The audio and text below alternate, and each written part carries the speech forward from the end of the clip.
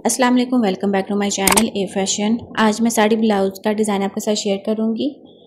अगर आप इंटरेस्टेड हैं तो वीडियो को लास्ट तक देखेगा। इस नेकलाइन को आप कुर्ती के ऊपर भी स्टिच कर सकती हैं। तो यहाँ पे देखिए मैंने ऑर्गेन्जा फैब्रिक का इस्तेमाल किया है।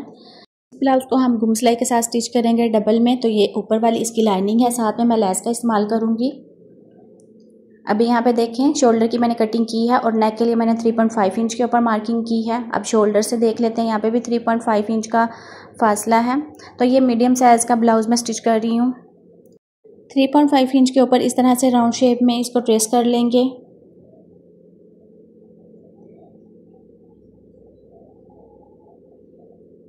तो ये हमारे शोल्डर का डिज़ाइन होगा। अब मैं इसको डार्क करके भी आपको दिखा देती हूँ।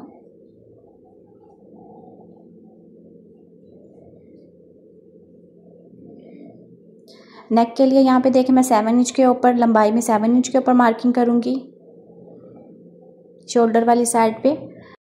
बन साइड के ऊपर मैं 10 इंच के ऊपर मार्किंग करूँगी। इन दोनों पॉइंट के ऊपर इस तरह से राउंड शेप देंगे। इसी पैटर्न के ऊपर अब इसकी कटिंग कर लेंगे। लाइनिंग की और जो ऑर्गेन्जा फैब्रिक है दोनों को मैंने इक्वल रख के तो मैंने इसकी कटिंग की है।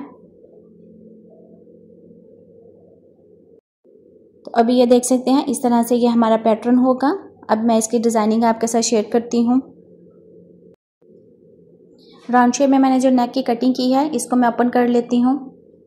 पहले हम इस ऑर्गेन्जा फैब्रिक के ऊपर डिज़ाइनिंग करेंगे। डिज़ाइनिंग के लिए मैं फैब्रिक पट्टी का इस्तेमाल करूँगी जिसकी चौड़ाई 2 इंच है और ये इस तरह से अरेब में आपके पास होनी चाहिए। अब इसको इस तरह से एक तरफ से फोल्ड करेंगे, फिर बराबर में दूसरी साइड से फोल्ड करेंगे और फिर इसको सेंटर से फोल्ड करके स्टिच कर लेंगे। तो आपने यहाँ पे चौड़ी पट्टी इस तरह से रेडी करनी है। स्टिचिंग के बाद आप इस तरह से पट्टी को एक दफ़ा प्रेस करें। तो व्यूअर्स, अगर आप वीडियो को अभी भी वॉच कर रहे हैं तो thanks for watching my video. Channel पर न्यू है तो चैनल को सब्सक्राइब कर लें। अगर सब्सक्राइबर हैं तो वीडियो पसंद आने पर लाइक करें। 1 इंच के फासले के ऊपर इसी शेप में मैं इसको ट्रेस कर लूँगी।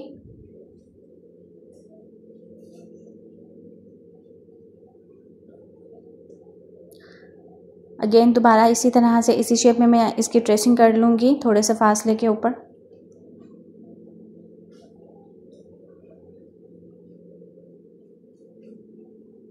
अब जो मैंने फैब्रिक पट्टी रेडी की थी इसको मैंने एक दफ़ा प्रेस कर लिया अच्छे से। इसी को इसके ऊपर सेट करके तो स्टिच कर लेंगे।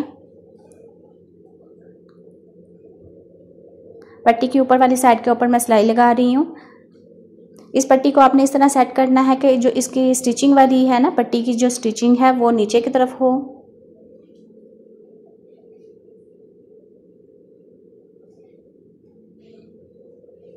सारी पट्टियों को इसी तरह स्टिच कर लेंगे। मैंने 3 लेयर्स इसकी बनाई हैं।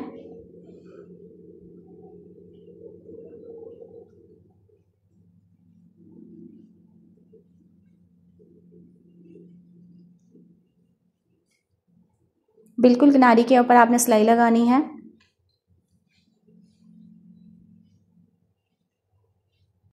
इस डिज़ाइन को आप कुर्ती वाले नेक के ऊपर भी स्टिच कर सकती हैं। इवन के आपकी फ्रॉक की बैक नेक के ऊपर भी आप इसको स्टिच कर सकती हैं। अब ये देखें नीचे वाली साइड के ऊपर मैं लेस का इस्तेमाल करूँगी। लेस मैंने शीटल की इस्तेमाल की है। आप चाहे तो यहाँ पे फैंसी लेस का भी इस्तेमाल कर सकती हैं। जो आपको लेस अच्छी लगे आप उस लेस का इस्तेमाल करें। जो दूसरी वाली लेयर है इसके नीचे भी मैं इस तरह से गुम तरीके के साथ लेस को स्टिच करूँगी। बहुत सिंपल और इजी ये नेक डिज़ाइन है, आप ज़रूर इसको ट्राई करें। इसके अलावा आप मेरे चैनल का विजिट करें, आपको मेरे चैनल पर नेक के डिज़ाइन, स्लीव्स के डिज़ाइन और ट्राउज़र के डिज़ाइन मिलेंगे। तो यहाँ पे देखें मैंने इसको स्टिच कर लिया है। 3 लेयर्स मैंने यहाँ पे स्टिच की हैं। अब जो हमारा लाइनिंग वाला फैब्रिक है उसको इस तरह ऊपर रखेंगे और यहाँ से हम स्टिचिंग को शुरू करके तो इसको गुम तरीके के साथ स्टिच कर लेंगे। बिल्कुल किनारी के ऊपर मैं सिलाई लगा रही हूँ। यहाँ पे मेरी जो स्टिचिंग है वो मुकम्मल होगी। अब मैं नेक के ऊपर इस तरह छोटे कट्स लगाऊंगी और बाकी यहाँ पे जहाँ पे मैंने शोल्डर के ऊपर स्टिचिंग किया यहाँ पे भी मैं सारे छोटे कट्स लगा लूँगी। लेकिन एक बात का आपने ध्यान रखना है कि आपकी सिलाई नहीं कट होनी चाहिए। अब इसको सीधी साइड के ऊपर पलटा लेंगे।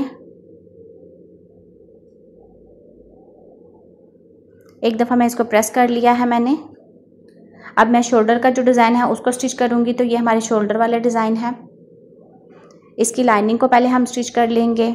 एक दफ़ा आप इस तरह नेक के ऊपर रख के भी देख सकते हैं कि कहीं आपसे ना कोई उल्टा स्टिच ना हो जाए। तो आप इस तरह से अपनी लाइनिंग के ऊपर रख के तो फिर इसको स्टिच करें।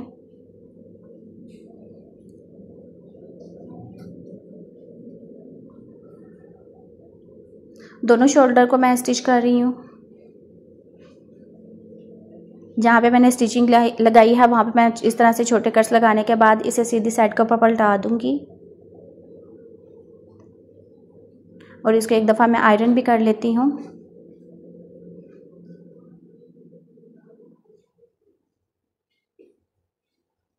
अब हम यहाँ पे भी लेस का इस्तेमाल करेंगे।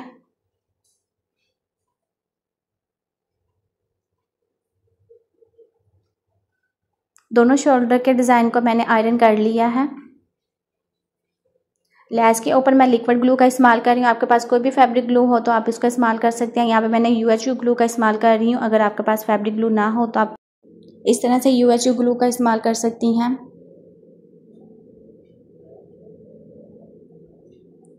लेस को मैंने फिक्स कर लिया है।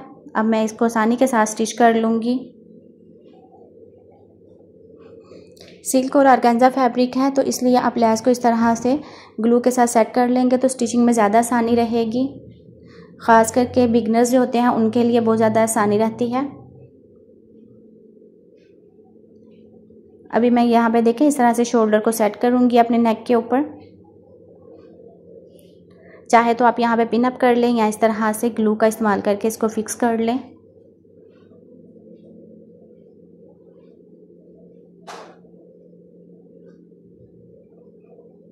यहाँ पे मेरी स्टिचिंग मुकम्मल हो गई। अब मैं दूसरी साइड के ऊपर भी शोल्डर को स्टिच कर लूँगी। तो अभी आप डिज़ाइन देख सकते हैं कि कितना सिंपल और इजी वे में बनने वाला ये डिज़ाइन है और दिखने में भी कितना खूबसूरत लग रहा है।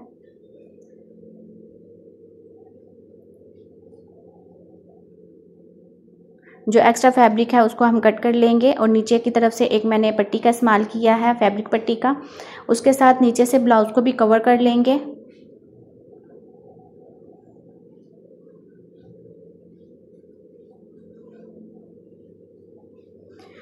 इस पट्टी को मैं आयरन करके तो उल्टी साइड के ऊपर पलटा दूंगी।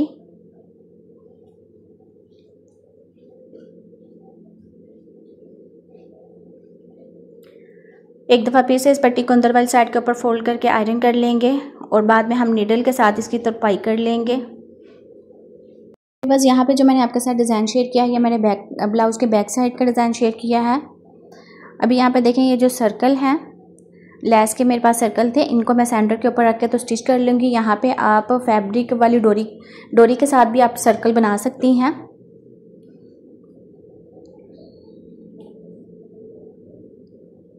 इसके अलावा आप इस डिज़ाइन को कुर्ती के फ्रंट के ऊपर भी बना सकती हैं। इन सर्कल के सेंटर के ऊपर मैं मोती का इस्तेमाल करूँगी। तो ये देखें ये डिज़ाइन के फाइनल लुक है। अभी इसकी फिनिशिंग आप चेक करें। तो मिलते हैं नेक्स्ट वीडियो में। दुआ में याद रखिएगा। Thanks for watching.